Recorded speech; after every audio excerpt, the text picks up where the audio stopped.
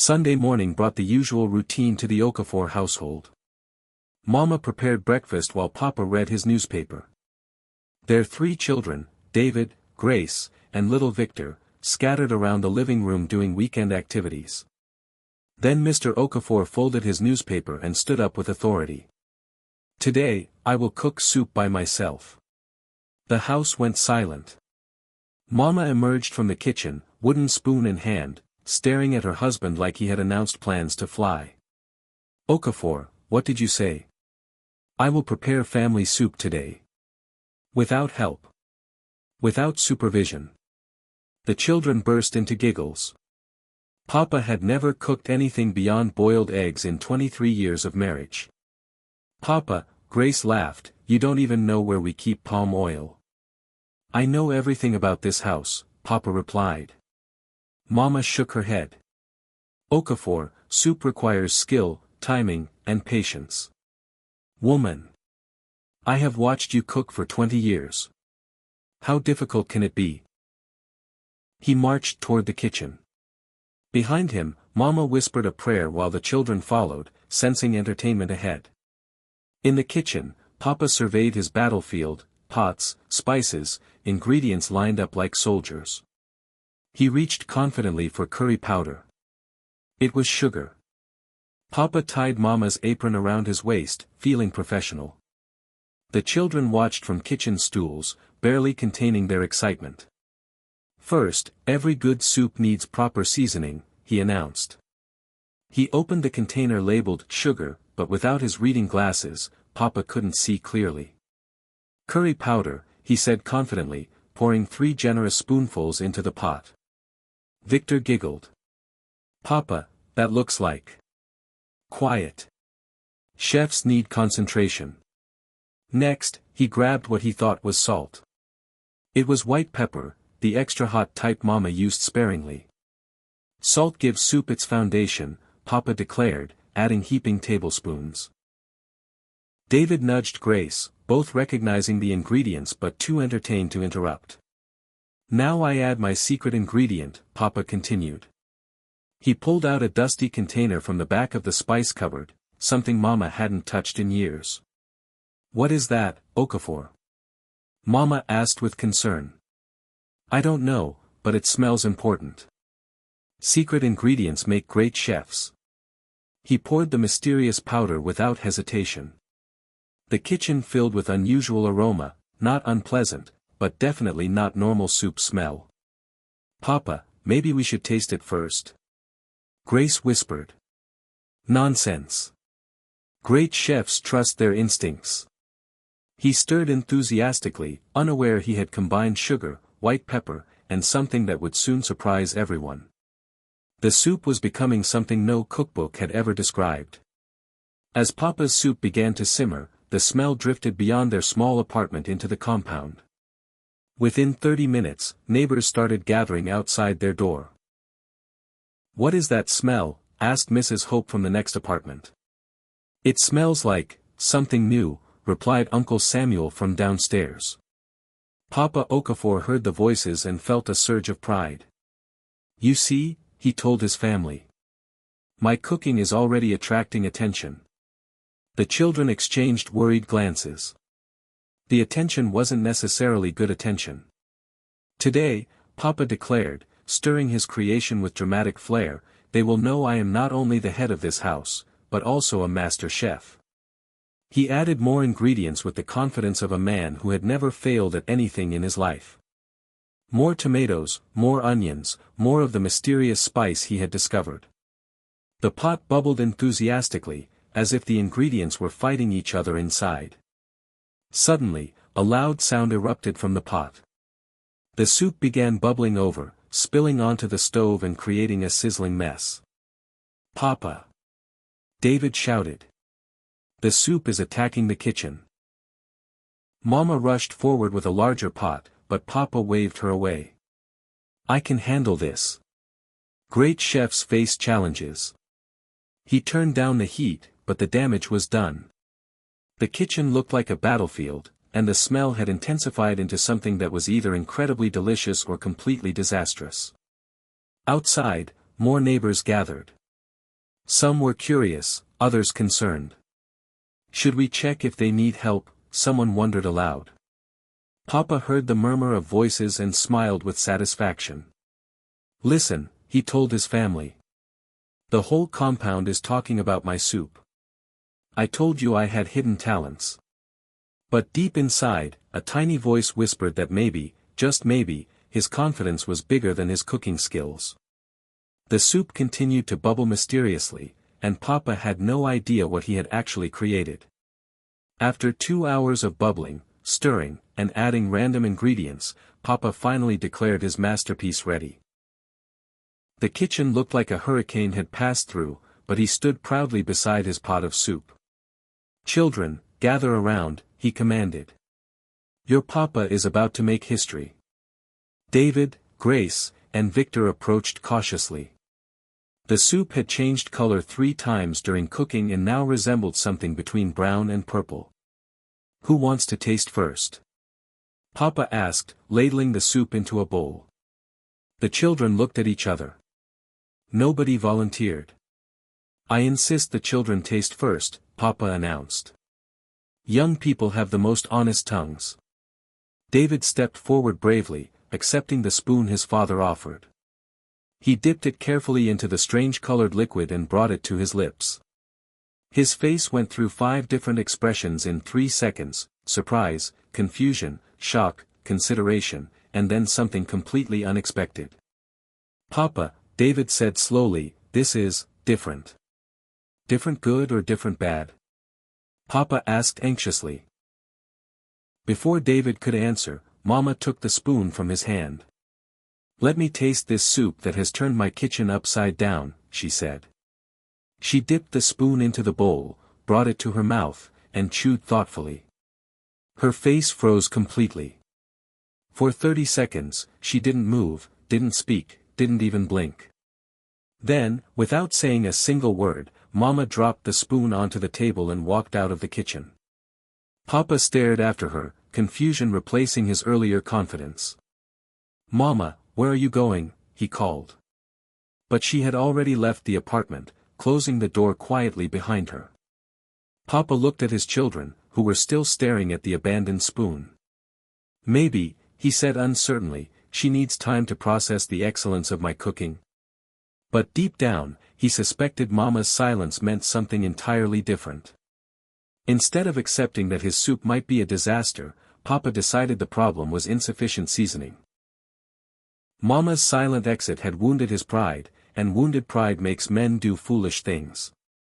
"The soup needs more flavor," he declared, returning to the stove with renewed determination. He opened every spice container in the kitchen, adding generous amounts of everything he found. More curry powder, actually sugar. More salt, actually pepper. More bouillon cubes, more crayfish, more palm oil. "Papa, maybe that's enough," Grace suggested gently. "Nonsense. Soup is about confidence. If you doubt yourself, the soup will taste your doubt." Papa spoke like a philosopher of cooking, though he had never successfully prepared anything more complex than instant noodles. He added water when the soup got too thick. He added more tomato paste when it looked too watery. He stirred with the intensity of a man mixing cement. The children watched in fascination and horror as the soup transformed again. The color shifted from purple-brown to something that resembled orange mud. "There," Papa announced triumphantly. "Now this soup has character." Outside, neighbors had begun gathering in larger numbers.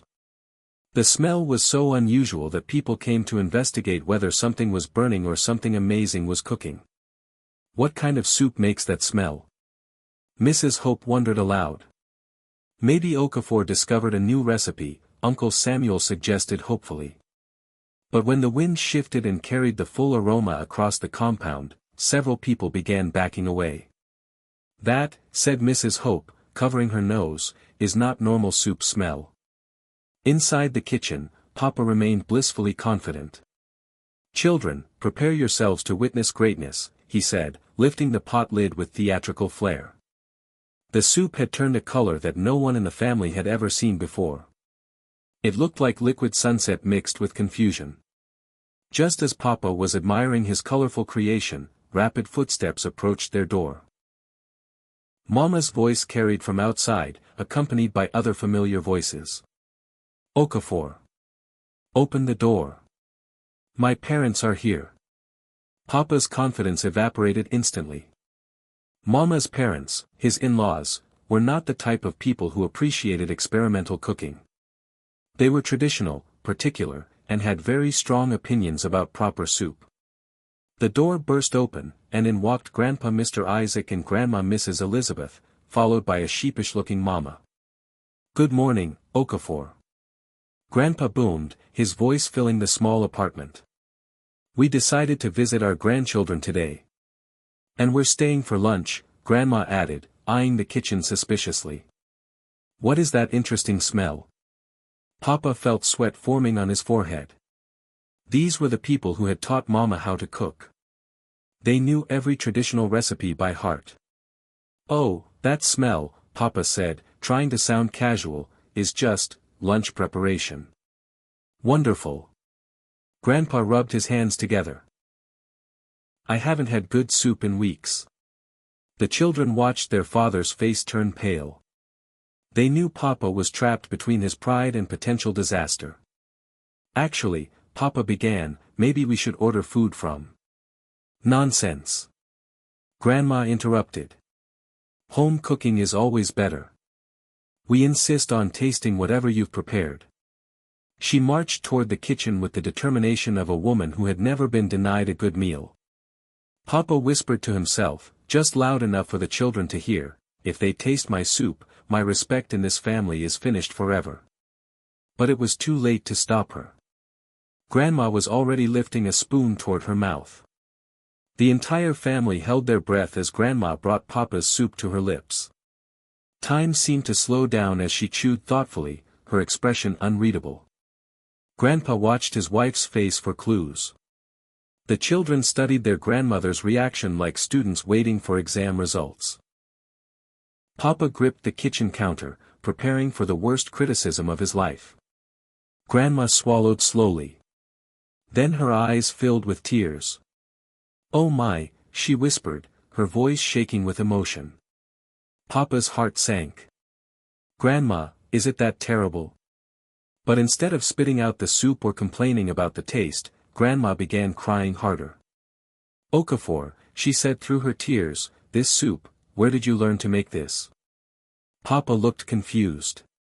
I just used what was available in the kitchen. But this taste, Grandma continued, it's exactly like the soup my own father used to cook when I was a child. I haven't tasted anything like this in 40 years. Everyone stared in shock. Your father was a cook? Grandpa asked his wife gently. He was a palm wine tapper, but he cooked special soup for festivals and celebrations. He had a secret ingredient that made his soup taste different from everyone else's. Grandma wiped her eyes and looked at Papa with new respect. How did you know about the sacred spice? Sacred spice? Papa repeated, completely lost. Mama slowly approached the spice cupboard and pointed to the dusty container Papa had used. Okafor, that container has been in our family for 3 generations. It contains spice from the family shrine, meant to be used only during important ceremonies. The room fell silent as everyone realized what had happened. Papa had accidentally unlocked a family tradition he didn't even know existed. Mama's hands trembled as she held the ancient spice container, its faded label barely readable after decades of storage. My grandmother gave this to me when I got married, she explained to the stunned family. She said it was blessed by our ancestors and should only be used during the most important family gatherings. Papa stared at the container in amazement. You mean I accidentally used sacred spice? Not accidentally, Grandma corrected, her tears still flowing. The ancestors guided your hands. This soup carries the taste of unity, of family connection across generations. Grandpa dipped his own spoon into the bowl and tasted carefully. His stern expression softened immediately. Elizabeth is right. This tastes exactly like the ceremonial soups from our youth. Okafor, you have awakened something powerful. The children looked at their father with new amazement. Papa, who couldn't even fry eggs properly, had somehow created a soup that connected them to their family's spiritual heritage. But how? Papa wondered aloud. I just grabbed whatever looked interesting. Sometimes, Mama said thoughtfully, the heart knows what the mind doesn't understand. Maybe you were meant to cook this soup today. Victor tugged on his father's shirt. Papa, does this mean you have magic powers? Before Papa could answer, heavy knocking echoed from their front door. Okafor. Ruth. Open this door immediately. The voice belonged to Elder Thompson, the most respected man in their community. Behind him, they could hear other voices. Multiple people had come to their home. Papa's stomach twisted with worry. Why are the village elders here? Through the window, they could see at least 6 elderly men and women standing outside, their faces serious and determined. Mama looked at her husband with sudden concern. Okafor, what if using the sacred spice without permission brings trouble? What if we've broken some traditional law? Papa straightened his shoulders, trying to project confidence he didn't feel. Only one way to find out, he said, walking toward the door. But his hands shook as he reached for the handle. Elder Thompson entered the apartment followed by 5 other community leaders. Their ages ranged from 60 to 85, and their combined wisdom carried the weight of centuries. Papa greeted them with nervous respect. Welcome, elders. To what do we owe this honor? We smelled something unusual coming from this house, Elder Thompson replied, his voice deep and authoritative. Something that reminded us of the old ceremonies, the traditional festivals our grandparents used to hold. Elder Mary, the oldest woman in their community, stepped forward. Young man, what have you been cooking? Papa glanced at his family for support, but they looked as nervous as he felt. Just soup, Ma. Family soup for Sunday lunch. May we taste this soup? Elder Thompson requested. It wasn't really a request. When elders of the community asked for something, you provided immediately. Mama quickly served the soup in their best bowls, praying silently that Papa's experiment wouldn't embarrass them before the most respected people in their neighborhood. One by one, the elders tasted the soup. Their reactions were identical: surprise, followed by deep contemplation, followed by whispered conversations among themselves. Elder Thompson chewed slowly, his weathered face revealing nothing. Elder Mary closed her eyes as if trying to remember something important. The other elders nodded to each other with meaningful glances. Finally, Elder Thompson set down his spoon and looked directly at Papa. Young man, who taught you to cook with the sacred spice? Papa's mouth went dry. Sacred spice. The ceremonial seasoning our ancestors used to bring communities together. This soup carries that ancient taste. Elder Mary leaned forward. Okafor, this soup has the power to heal old wounds and unite divided families. But such power comes with responsibility. The elders exchanged another series of meaningful looks before Elder Thompson made his announcement. Tomorrow, the entire community must taste this soup. We will hold a feast in the village square. Papa felt the ground shifting beneath his feet. What had started as a simple attempt to cook lunch was becoming a community event. But Elder Thompson, he protested weakly, I'm not sure I can cook for the whole village. Elder Mary smiled for the first time. Young man, when the ancestors speak through your hands, you don't question their plans. That evening, word spread through their community faster than market gossip.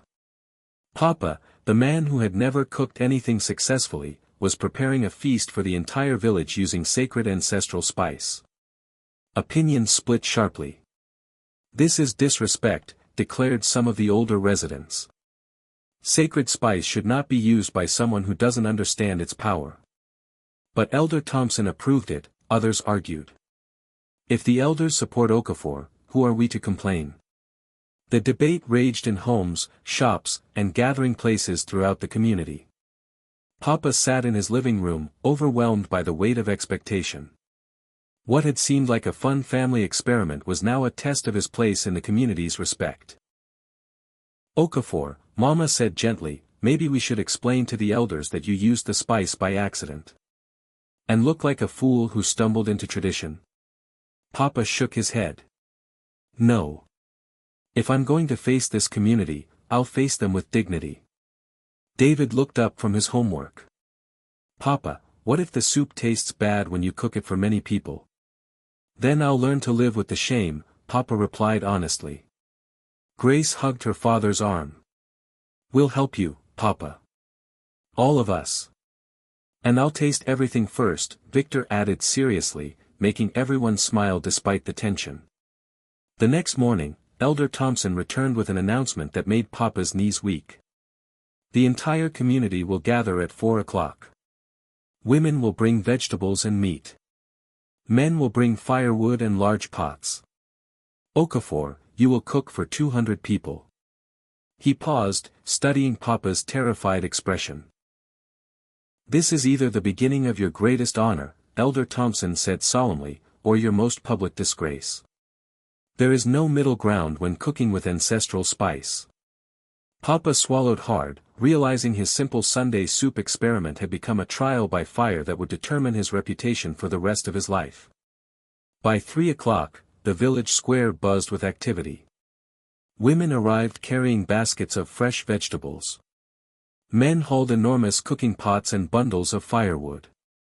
Children ran around excitedly, sensing that something special was happening. Papa stood before the largest pot he had ever seen, feeling like David facing Goliath. The sacred spice container sat beside him, looking tiny and inadequate for feeding 200 people. "Okafor," Mama whispered, "you don't have to do this alone. Let me help." For the first time since announcing his cooking ambitions, Papa nodded gratefully. Pride had gotten him into this situation, but wisdom would help him survive it. Together, they began preparing the community feast. Mama guided Papa's hands as he added ingredients in proper proportions. She helped him taste and adjust seasonings. She showed him how to stir without splashing. The children helped too. David kept the fire at the right temperature. Grace chopped vegetables with skill beyond her years. Victor entertained other children while the adults worked. As the soup cooked, something magical happened. Old grudges began melting like ice in sunshine. Mrs. Hope, who hadn't spoken to Uncle Samuel in 5 years over a property dispute, found herself working beside him to prepare vegetables. Young people listened respectfully to elders' cooking advice. Neighbors who usually kept to themselves shared stories and laughter around the communal fire. "You see," Elder Thompson observed to Elder Mary. "The sacred spice doesn't just flavor soup, it flavors relationships." By 6 o'clock, 200 people sat together in the square, sharing Papa's soup and discovering that it tasted like home, like history, like belonging. Papa looked around at the united community and felt deep gratitude. His cooking disaster had become the village's most successful gathering in years. But then he felt his stomach making ominous rumbling sounds. "Ruth," he whispered urgently, "I think I need to excuse myself." His face had turned green, and sweat beaded on his forehead. The sacred spice that brought everyone together apparently didn't agree with the cook himself. Papa rushed behind the village meeting hall, his stomach churning like a washing machine. The sacred spice soup that had united the entire community was waging war inside his belly. For 20 minutes, he remained hidden while his family entertained the guests, making excuses about his temporary absence. When he finally returned, pale but trying to maintain dignity, the entire community was finishing their meals with satisfied smiles. "Okafor," Elder Thompson called out. "Where have you been? Everyone wants to thank the chef." Papa managed a weak smile. "I was checking on the cooking equipment." The children giggled, understanding exactly where their father had been. Elder Mary stood up, raising her bowl in a ceremonial gesture. "This soup has reminded us what it means to be a community. Old friends have reconciled. New friendships have formed. Children have learned from elders. The crowd applauded, and Papa felt his embarrassment melting into genuine pride. Yes, his stomach was upset, but his heart was full. Okafor, Grandpa said loudly, you have honored our family's tradition in a way none of us expected. Mama walked to her husband's side, taking his hand publicly for the first time in years. You may not know how to cook soup properly, she said with a loving smile, but you know how to bring hearts together. Papa looked at his wife, his children, his in-laws, and the community that had gathered around his accidental masterpiece. Thank you all for teaching me that cooking is not about following recipes perfectly. It's about sharing what you have with people you care about. The crowd cheered, and Papa felt like he had won a great victory. Then, feeling bold and confident again, he made another announcement that silenced everyone. Next week, he declared proudly, I will bake cake for the entire community. The reaction was immediate and unanimous. No, everyone screamed in horror, including Mama, the children, the elders, and even the neighbors who had enjoyed his soup. Papa looked around in confusion. But why not? If I can cook soup, surely cake will be easier. Mama grabbed his arm firmly. Okafor, my love, some victories should be celebrated quietly.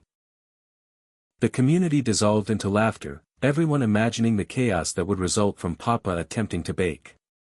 But as they cleaned up the village square together, sharing jokes and making plans for future gatherings, everyone agreed on one thing: Papa's soup disaster had been the best thing to happen to their community in years. Sometimes the most beautiful accidents come from the most confident mistakes. And sometimes, the worst cooks create the best memories. As the sun set over the village square, Papa sat surrounded by his family, his stomach finally settled, his heart full of contentment. He had set out to cook soup and ended up cooking something much more important: unity, laughter, and love.